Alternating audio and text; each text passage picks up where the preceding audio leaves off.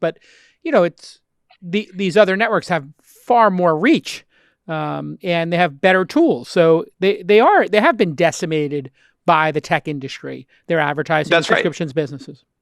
That's right. And so basically, what they can't win in the market, they want to win in terms of PR.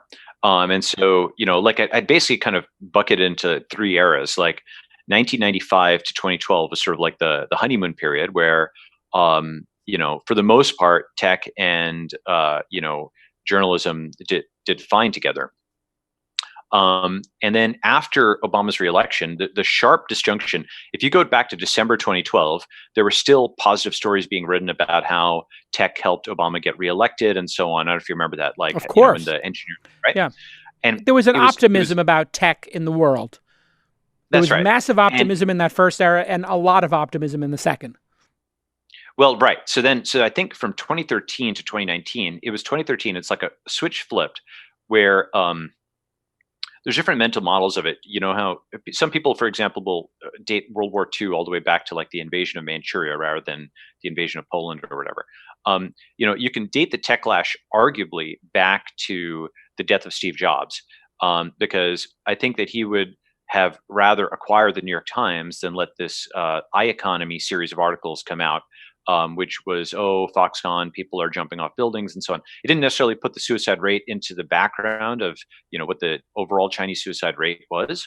But that was like one of the first big negative stories. And I think that was in 2012, but it was before everything turned negative in 2013. Call that like a precursor to the techlash. And so in 2013, that was like a switch flipped, and you started to get essentially folks in East Coast media realizing that they could get clicks by attacking tech, number one. And number two, I think at a broader macro level, there were kind of four power centers, on the coasts. So there was, Boston, which is academia, and you had LA with Hollywood. And you had, you have New York with finance and advertising and media, and you had DC, which is the seat of government. And tech in San Francisco and Silicon Valley was just another partner to those four, until by about 2013, when after Obama's reelection, tech is a member of the Democratic coalition. People in these other groups, especially the press, realized, wait a second, tech isn't like accepting its role as a junior partner anymore. It's coming for all the marbles. It is disrupting Hollywood, right, and it's disrupting academia with MOOCs and so on, and it's not obeying all the regulations with Uber and Stripe and a PayPal and it's also obviously going after media. And basically it was a delayed reaction to kind of the 2009 to 2012 financial environment where tech was just eating so much, right? And so basically post 2013, it was okay, the backlash to technology taking all this territory, and folks who couldn't win in the market would try to win the PR war by attacking the reputations of tech people and tech companies and so on. And again, I think of this as literally Coke versus Pepsi, because I don't think of them as having any moral high ground. It's basically old money versus new money. Well, And once in go fairness to ahead. them, I think the original goal of journalism was to find the truth, and a lot of people who joined and signed up for it, I know I did when I was in the '90s, and I was actually a journalist and had a publication, Silicon Valley Reporter, back in the day. We were really trying to get to the truth, but we didn't have to contend with. We had a viable business, and so your business was viable. You really weren't struggling, and so you had this great. You had advertising, the ad guys and the gals would sell everything. You'd be fine, and then you could have a really good church and state. And then when the advertising got bad and went away, and the resources went away, you had to file too often, and you didn't have fact checking, and you were just so resource constrained you couldn't actually put the quality product on the table you wanted. So it's almost like not only were you in a battle with the tech industry, but you're under resourced, right? You're like insurgents. Yeah. You don't really have the same firepower. It's not like the Uh, New York Times has the money or the power or the influence to even do a lot of this journalism the way they used to. And so it's yeah, one could say necessity is a mother of hostility, or necessity is a mother of defamation, yeah, basically. Because exactly, you're right. Like, when they were happier and wealthier than They could afford to be magnanimous or generous at times. Not that there weren't negative articles obviously written in the past or what have you, but they could afford to be magnanimous at times. And then once that was not the case, well, they certainly weren't going to celebrate somebody's funding round when they're just being layoffs at their friend's journalism company or news organization, right? Local journalism is kind of going out of business, and um, so just tech got a lot of that stick, and it was all sublimated.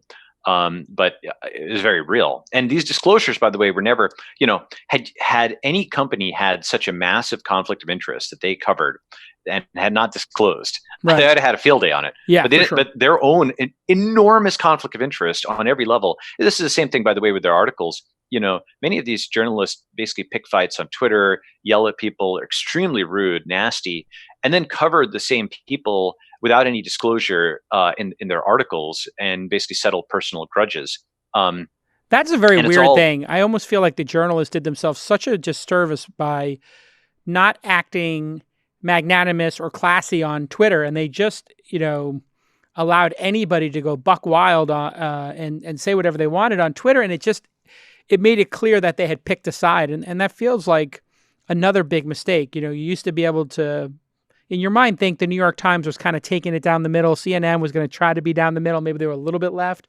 Wall Street Journal was trying to be down the middle. But with the success of Fox News, it feels like everybody just decided picking a side gets subscriptions and gets people to your tribe. And going down the middle means you don't get the left or the right. So how much of this has to do with Trump being elected? Is that the third stage of all this?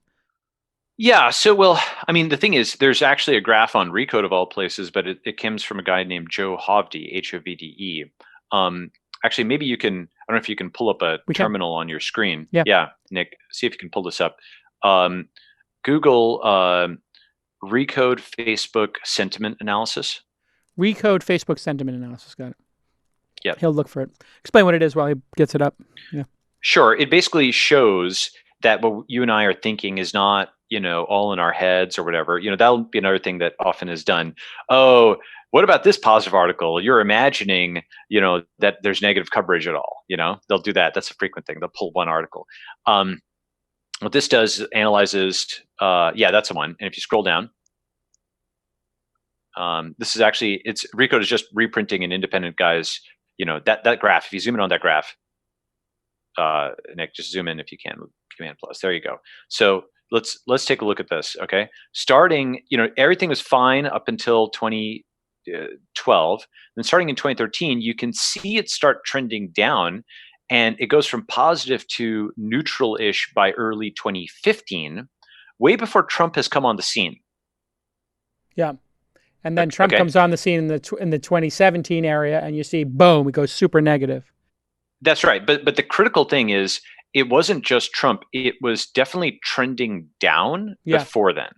Okay. So this is something, I mean, Trump was only on the scene like May or June 2015, if I recall correctly. But you can see that it's already, the 2015 coverage is already starting to veer sharply negative relative to where it was. At least it's around zero, right? As opposed to just trashing them all the time, constantly, right? And so what would often, by the way, the reason a graph like this is helpful is if you talk to a corporate journalist about this. And by the way, I want to make sure we use the term corporate journalist and citizen journalist. I'll come back to that. For sure. Talk to a corporate journalist about this. They'll quote like one positive story in like the early 2018 story or something to be like, well, see, there's a positive thing as well. So you have to actually use numbers like this as opposed to words, because it's much harder for them to argue with numbers. I think that's a very, very important macro concept. And you can try arguing with words, and that's useful. No, I mean, and you're important arguing